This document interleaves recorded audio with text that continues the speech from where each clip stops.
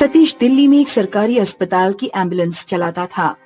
1 महीने उसके दिन की शिफ्ट रहती और 1 महीने रात की।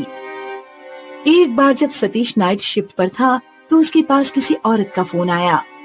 हेलो भैया, मैं वजीराबाद के पास हाईवे से बोल रही हूँ। मेरी बेटी की तबीयत बहुत खराब है। हम यहाँ अकेले फंसे हुए हैं। प्लीज जल्दी से आ जाइए। घबराइए नहीं मैडम, मुझे आप अपना नाम और लोकेशन व्हाट्सएप पर शेयर कीजिए। मैं करीब आधे घंटे या 45 मिनट में पहुँच जाऊंगा। 2 मिनट बाद सतीश के मोबाइल पर लोकेशन और नाम आ गए। वो गूगल मैप के हिसाब से एम्बुलेंस लेकर चल दिया।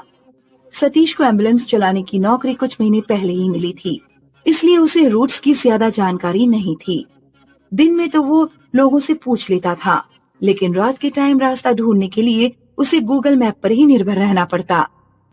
औरत की भेजी गई लोकेशन के हिसाब से सतीश एक सुनसान रोड पर पहुंच गया। वो एरिया शहर से कुछ कटा हुआ था। रोड के दोनों तरफ बड़ी बड़ी झाड़ियां और बेर के पेड़ थे। सतीश जैसे ही मैप पर शो हो रही लोकेशन पर पहुंचा, गूगल मैप पर लोकेशन अचानक चेंज हो गई। अब मैप टारगेट लोकेशन 3 किलोमीटर दूर कहीं शो कर रहा था। सतीश ने औरत के नंबर पर फोन किया, लेकिन फोन नहीं लगा। आपके द्वारा डायल किया गया नंबर नेटवर्क कवरेज क्षेत्र से बाहर है। सतीश ने व्हाट्सएप कॉल की। हेलो मैडम, क्या आप मेरी आवाज सुन पा रही हैं? Hello madam, hello. Phone cut गया और उधर से कोई आवाज नहीं आई। कुछ देर बाद मोबाइल पर सिग्नल आना बंद हो गया। ये मुझे कहाँ फंसा दिया? तभी सतीश को काफी दूर सड़क पर एक औरत दिखाई दी, जिसके साथ एक लड़की भी थी। औरत एम्बुलेंस की तरफ हाथ दिखा रही थी। सतीश ने तुरंत एम्बुलेंस स्टार्ट की और तेज स्पीड से उन लोगों की तरफ बढ़ने लगा। तभी झाड़ियों से कोई अचानक भागता हुआ निकला। इससे पहले कि सतीश एम्बुलेंस के ब्रेक लगा पाता, एम्बुलेंस उस व्यक्ति से जा टकराई। सतीश बुरी तरह घबरा गया, क्योंकि पहले कभी उसके साथ इस तरह एक्सीडेंट नहीं हुआ था। वो एम्बुलेंस से उतरकर देखने गया कि उसने किसके ऊपर एम्बुलेंस चढ़ा दी है। जब उसने एम्बुलेंस के नीचे देखा तो नीचे कोई नहीं था। सतीश ने फिर सामने रोड पर देखा। पहले जो औरत लड़की के साथ खड़ी थी, वो भी गायब हो चुकी थी। सतीश समझ गया कि जो उसके एम्बुलेंस के नीचे आया, ना तो वो इंसान था और ना ही सामने से बुला रही औरत और लड़की। ये सब किसी आत्मा का फैलाया भ्रम है। मुझे जल्द से जल्द यहाँ से निकलना चाहिए। सतीश ने जैसे ही ड्राइविंग सीट का दरवाजा खोला, उस पर एक चुड़ैल बैठी हुई थी। चुड़ैल ने सतीश को लात मारी और वे झाड़ियों में जा गिरा। सतीश तुरंत झाड़ियों के अंदर भाग गया।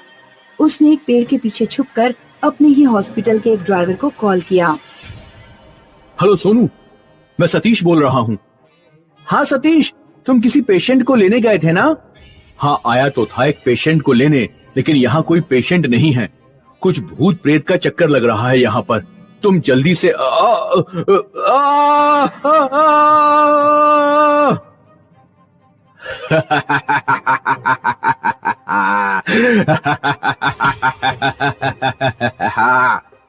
हेलो सतीश, क्या हो रहा है वहाँ पर? हेलो सतीश, क्या तुम मेरी आवाज सुन पा रहे हो? हेलो सतीश। एम्बुलेंस में एक ट्रैकर लगा होता है। सोनू एम्बुलेंस को ट्रैक करते हुए अपनी बाइक से सतीश को ढूंढने निकला। करीब 20 मिनट में वो एम्बुलेंस की लोकेशन पर पहुंच गया। एम्बुलेंस स्टार्ट थी और उसका सायरन बज रहा था। सोनू ने सबसे पहले दरवाजा खोलकर ड्राइविंग सीट देखी। ड्राइविंग सीट पर कोई नहीं था। फिर उसने जाकर पीछे का दरवाजा खोला। पेशेंट को लेटाने वाली सीट पर सतीश की लाश पड़ी हुई थी। उसके माथे पर गहरा काला निशान था। 2 महीने हो गए, पर पुलिस को सतीश की मौत का कारण नहीं समझ आ रहा था। कुछ महीनों के बाद सोनू ने न्यूज़पेपर में उसी रोड पर हुए एक और हादसे के बारे में पढ़ा। हादसे में एक प्राइवेट हॉस्पिटल का एम्बुलेंस ड्राइवर मारा गया था।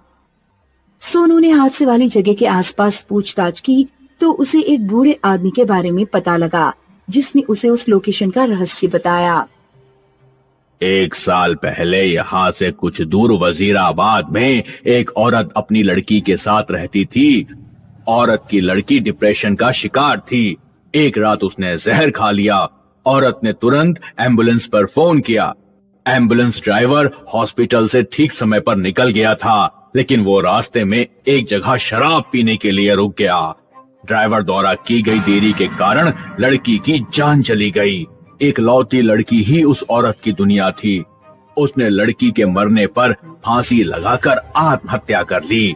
उस औरत की आत्मा ही अक्सर एम्बुलेंस ड्राइवर को फोन करके यहाँ बुलाती है और उनसे बदला लेती है।